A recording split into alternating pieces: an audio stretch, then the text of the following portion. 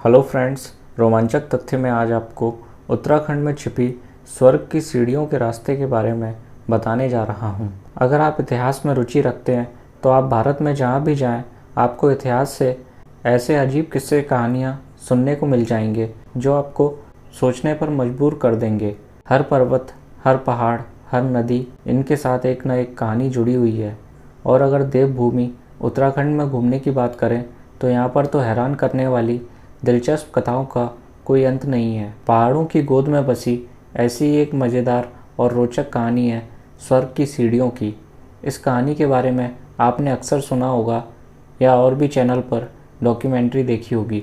महाभारत के 18 अध्यायों में 17वें अध्याय में महाप्रार्थनिका पर्व में लिखा है कि कुरुक्षेत्र के युद्ध के बाद पांचों पांडवों ने अपनी पत्नी द्रौपदी के साथ संन्यास ले लिया था और महल और राज्य को छोड़कर तपस्या के लिए निकल पड़े थे। तपस्या का ये सफ़र उन्हें हिमालय के पहाड़ों के बीच में ले आया। स्वर्ग की ओर अपने इस आखिरी सफ़र पर बढ़ते हुए हर किसी को एक एक कर अपने कर्मों का फल मिलने लगा। सबसे पहले द्रौपदी की मृत्यु हुई। उनका दोष था बाकियों के मुकाबले अर्जुन से उनका ज़्यादा प्रेम। सहदेव इस यात्रा को पूरा न कर सके और मारे गए क्योंकि उनको अपने ज्ञान पर बहुत घमंड था। इसके बाद नकुल और अर्जुन की मृत्यु हुई, जिसका कारण भी उनका अभिमान था। फिर भीम की बारी आई और उनका दोष था उनका लालच। यह लंबी यात्रा पांडवों को हिमालय की गोद तक लेकर तो गई, पर युधिष्ठिर को छोड़ एक एक कर सबकी मृत्यु हो गई। ये माना जाता है कि एक कुत्ते के भेष में छुपे धर्म के साथ युधिष्ठिर ने स्वर्ग की सीढ़ियाँ यहीं चढ़ी थी।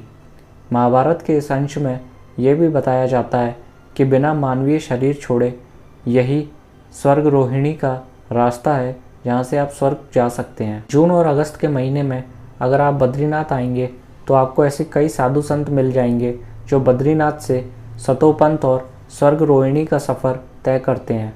माना जाता है कि सतोपंथ झील का ये सफ़र असली मायने में सत्य के पथ की यात्रा है। स्वर्ग रोहिणी तक की यात्रा के बारे में माना जाता है कि यह साक्षात स्वर्ग के मार्ग पर चलने के बराबर है।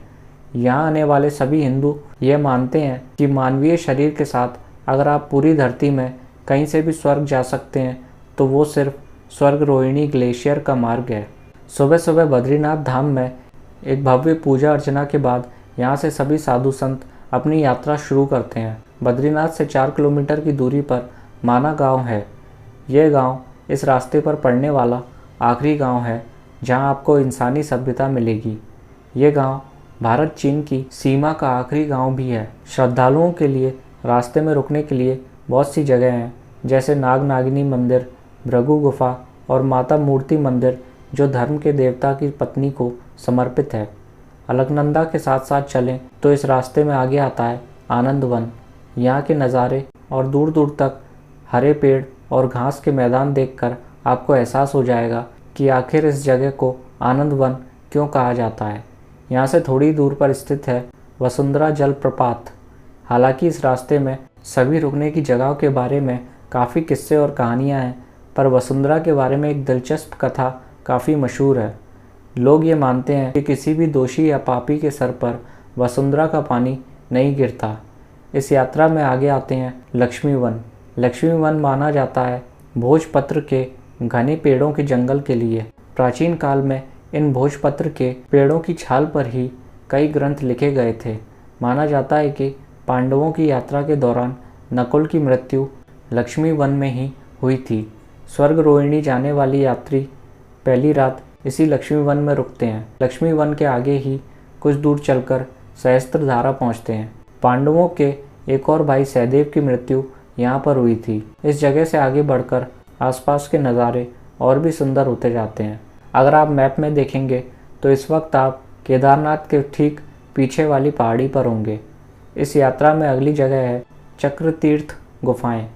काफ़ी लोग यहाँ रात बिताना भी पसंद करते हैं। यहाँ से थोड़ी दूरी पर स्थित है सतोपंथ झील। यहाँ पर रात बिताना सबसे बेहतर होता है। सतोपंथ झील के बारे में कई किस्से कहानियाँ मशहूर हैं। यह वही जगह है जहाँ भीम ने अपनी अंतिम सांसें ली थी। सतोपंथ झील में एक दिन बिताने के बाद आगे बढ़कर लोग स्वर्ग रोहिणी ग्लेशियर के दर्शन करने के लिए जाते हैं। ज़्यादातर यात्री सतोपंथ से ही वापस चले जाते हैं, पर इस रास्ते पर आगे चंद्रकुंड और सूर्यकुंड के दर्शन करके स्वर्ग रोहिणी साफ साफ दिखती हैं। इस ग्लेशियर के सीढ़ीनुमा आकार को ही स्वर्ग की 7 सीढ़ियाँ माना जाता है। हालांकि किसी भी समय पर यहाँ कोहरे और बर्फ़ के कारण 3 सीढ़ियों से ज़्यादा दिखाई नहीं देती।